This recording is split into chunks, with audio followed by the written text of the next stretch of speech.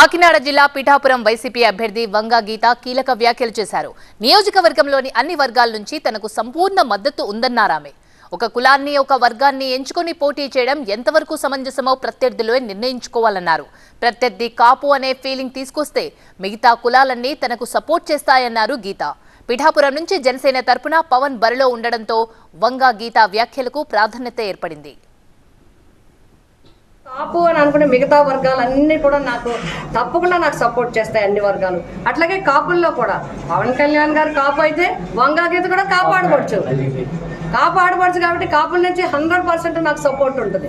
తప్పకుండా నన్ను అభిమానించే వాళ్ళు, నేను సేవ చేసిన వాళ్ళు, నన్ను ప్రోత్సహించే వాళ్ళు నాకు ఉంటారు. కాబట్టి రాజకీయాల్లో కులాల ప్రాతిపదిక మీద కులాల లెక్కలు ఉండొచ్చు. ఆ లెక్కలు ఎంతవరకు అంటే వాళ్ళకి మనం ఏ విధంగా న్యాయం చేయగలమనే లెక్క ఉండాలి తప్ప వాళ్ళు మనకి ఏ విధంగా ఓట్లు వేస్తారనే దాని మీద నేను నమ్మను.